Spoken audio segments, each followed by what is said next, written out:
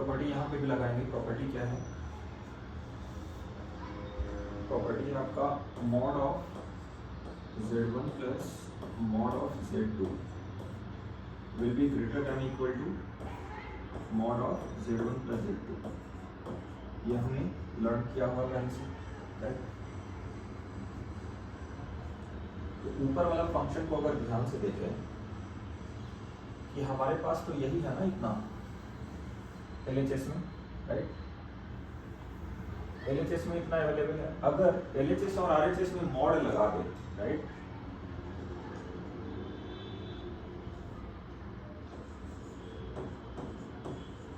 Given क्या है पहले मैं वो लिख देता हूँ, Z4 cos theta 1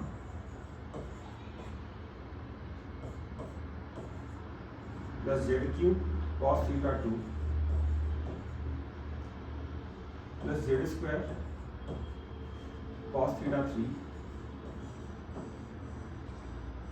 plus Z cos theta 4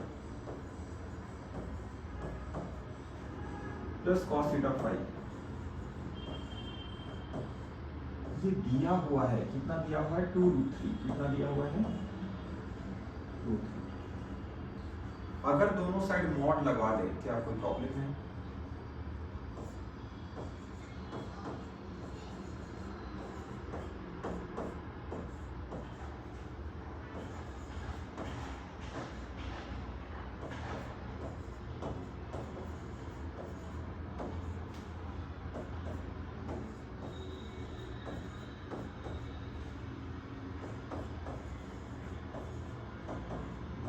अगर मॉड लगा दे तो क्या ये इक्वलिटी होल्ड करेगा या नहीं करेगा?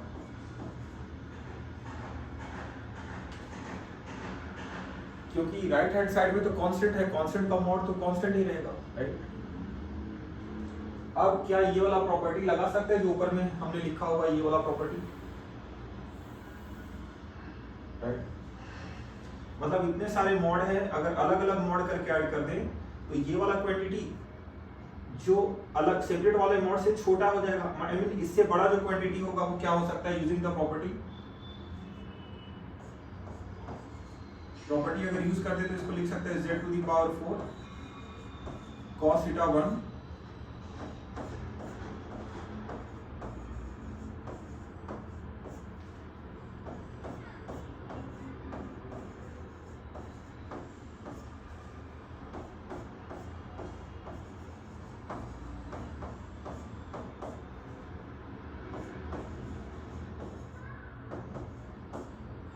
ये ग्रेटर देन इक्वल टू 2√3 लिख सकते हैं,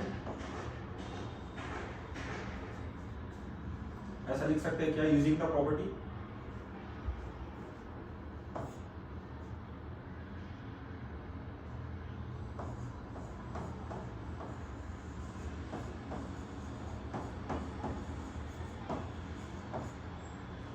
यूजिंग द प्रॉपर्टी ऐसा लिख सकते हैं क्या, है ना? अब देखिए कि थीटा का वैल्यू जो है कहां से कहां तक बिलोंग कर रहा है, वो भी समझ लेना है कि थीटा कहां से कहां तक वेरी कर रहा है। थीटा वेरी कर रहा है कहां से कहां तक? π/6 से लेके π/3 तक, मतलब 30 डिग्री से लेके 60 डिग्री तक, है ना, राइट? तो थीटा का मैक्सिमम वैल्यू हो सकता है 60 डिग्री, मिनिमम वैल्यू हो सकता है 30 डिग्री, राइट? तो cos थीटा का वैल्यू कहां से कहां तक बिलोंग करेगा?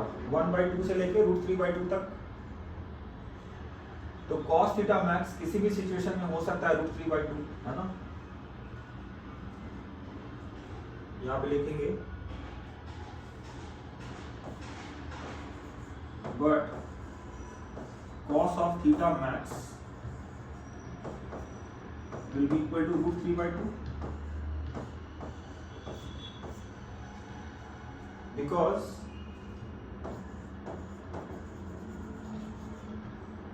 इस केस में cos थीटा कहां से कहां तक मूव कर सकता है, कहां से कहां तक वेरी कर सकता है? 1/2 से लेके यस √3/2 तक वेरी कर सकता है as per the given condition. As theta belongs to closed interval है, मतलब इक्वलिटी होल्ड करा सकते हैं यहाँ पे π/6 to π/3 closed interval means equality hold करा सकते हैं, मतलब इक्वलिटी होल्ड कर सकता है। तो cos थीटा का मैक्सिमम वैल्यू जो हमें मिल सकता है यहाँ पे √3/2 मिल सकता है। तो सारे मॉडुलस फंक्शन में cos theta 1 cos theta 3 cos theta 2 cos theta 3 सारे वैल्यूज हम लोग सब्स्टिट्यूट कर देगा √3/2, तो कोई दिक्कत है, मतलब मैक्सिमम पॉसिबिलिटी उतना ले सकता है, उससे ज्यादा पॉसिबिलिटी ले ही नहीं सकता, राइट। तो ये ज्यादा से ज्यादा जा सकता है √3/2, उससे एक्सीड नहीं कर सकता है ना। तो ये जो स्टेटमेंट है इसको हम लोग फिर से लिख सकते हैं, 10⁴ का मॉड तो लिख ही सकते हैं, plus √3/2 into z³ mod plus √3/2 z² plus √3/2 into z plus √3/2 should be greater than equal to 2√3,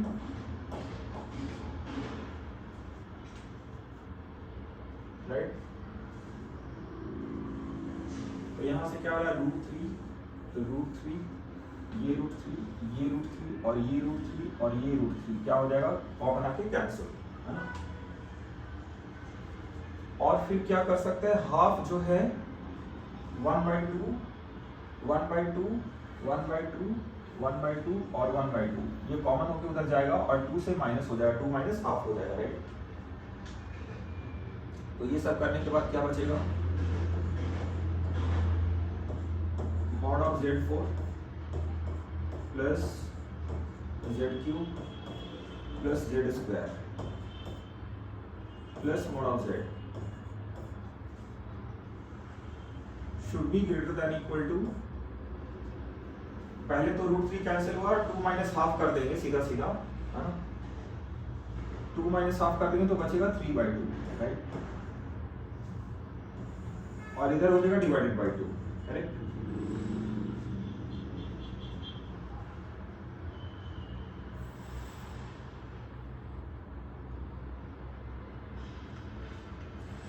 So now we can write Z4 plus Z³ plus Z² plus mod of Z will be greater than equal to 3,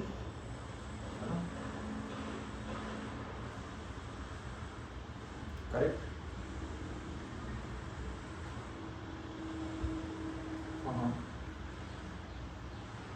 √3 कर दिया ना cancel, तो उसके बाद last वाला term 1/2 बच रहा था ना, तो 2 माइनस 1/2 हो गया, उधर जाके 3/2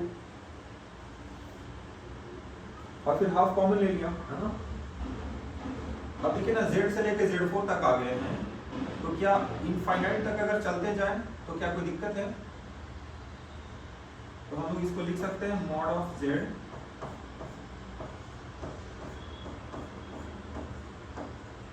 मतलब मॉडुलस साइन तो नॉन नेगेटिव नंबर है ना, अब इसमें जितना चाहे ऐड कर सकते हैं, उससे कोई दिक्कत तो नहीं होगा।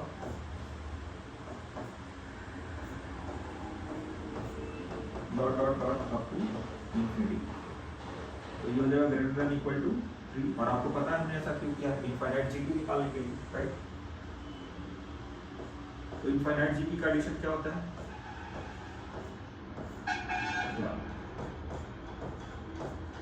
greater than equal to 3 3/4, hence proof, यही प्रूव करना था ना।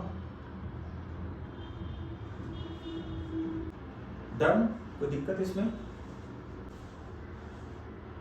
एक्चुअली सेम मेथड आपके टेक्स्ट बुक में दिया हुआ है, मॉड्यूल में आप चाहें तो कभी भी रेफर कर सकते हैं, बट ये रहा होगा Z2 और ये रहा होगा Z3, या फिर अपोजिट सेंस में भी एज्यूम कर सकते हैं। तो साइकिल में प्रॉपर्टी क्या होता है साइक्लिक क्वाड्रिलेटरल में, कि अगर ये अल्फा है और सपोज ये बीटा है, तो alpha plus beta must be equal to 180 degree और पाई रेडियन। ये प्रॉपर्टी होता है साइक्लिक क्वाड्रिलेटरल का, राइट। तो इसको ध्यान में रखते हुए हम लोग जो कंडीशन दिया हुआ उसी को एक्सप्लोर करेंगे धीरे धीरे, है ना। तो as per the problem statement हमें दिया हुआ है, ऐसा है कंडीशन, ऐसा कंडीशन दिया हुआ है, राइट। तो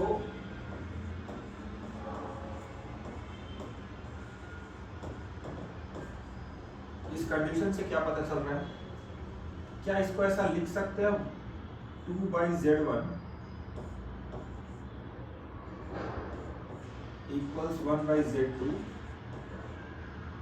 प्लस 1/z3। इसको क्या ऐसा लिख सकते हैं 1/z1 plus 1/z1 equals 1/z2 plus 1/z3। अगर ऐसा लिख दिया तो कोई दिक्कत है नहीं ना। मतलब 2/z1 को हमने दो पार्ट में डिस्ट्रीब्यूट कर दिया, 1/z1 प्लस 1/z1, राइट। सो अगर ऐसा एक बार हो गया तो इसको लिख सकते हैं 1/z1 minus 1/z2 equals 1/z3 minus 1/z1।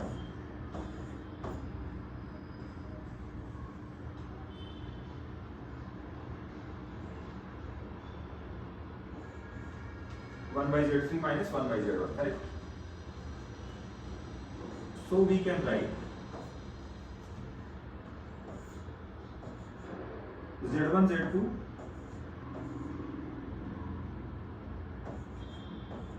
z2 minus z1 equals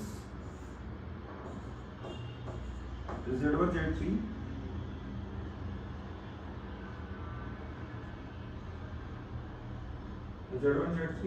z1 minus z3,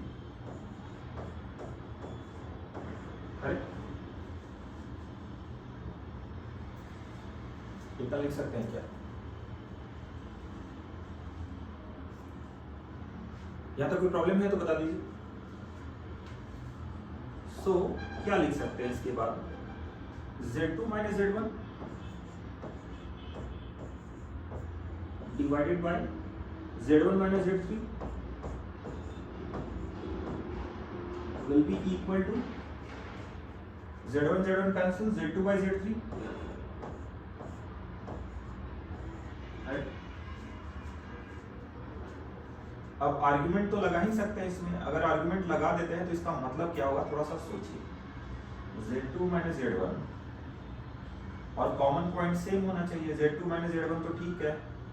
फिर बता रहा है z3 minus z1 जो कि सही नहीं है, मतलब उसको करना पड़ेगा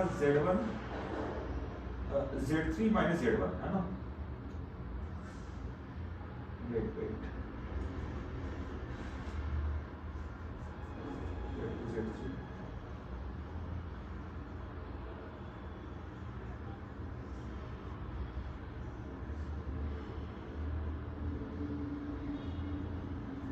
मतलब कॉमन पॉइंट तो आना चाहिए था, क्या वो कॉमन पॉइंट हमें नहीं मिल रहा है?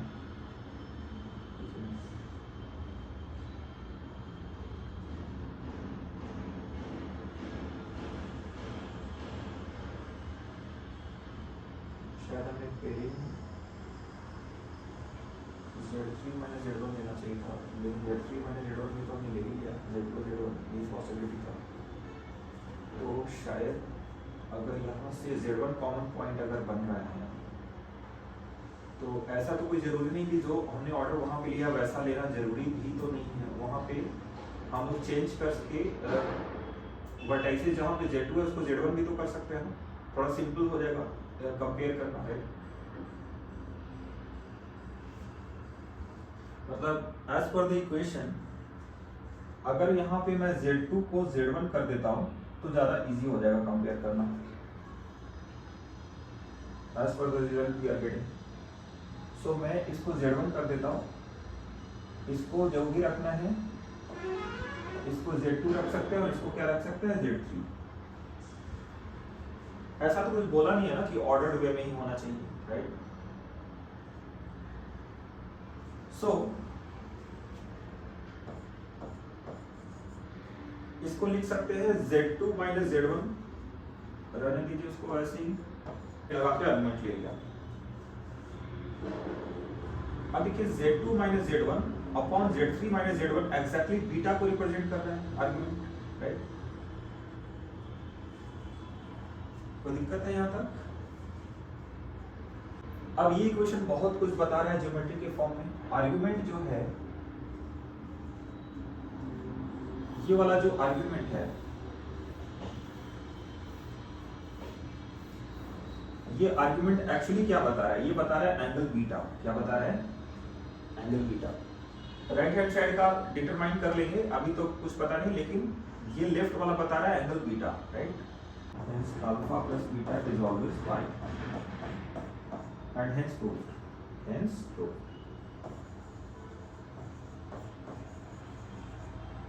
क्योंकि alpha plus beta opposite angles का एडिशन 180 डिग्री तभी होता है जब ये साइक्लिक क्वाड्रिलेटरल बना ले। क्या बना ले? साइक्लिक क्वाड्रिलेटरल बना ले। ये तभी पॉसिबल है, अदरवाइज ये पॉसिबल नहीं है ना। तो दिक्कत है तो बता दीजिए।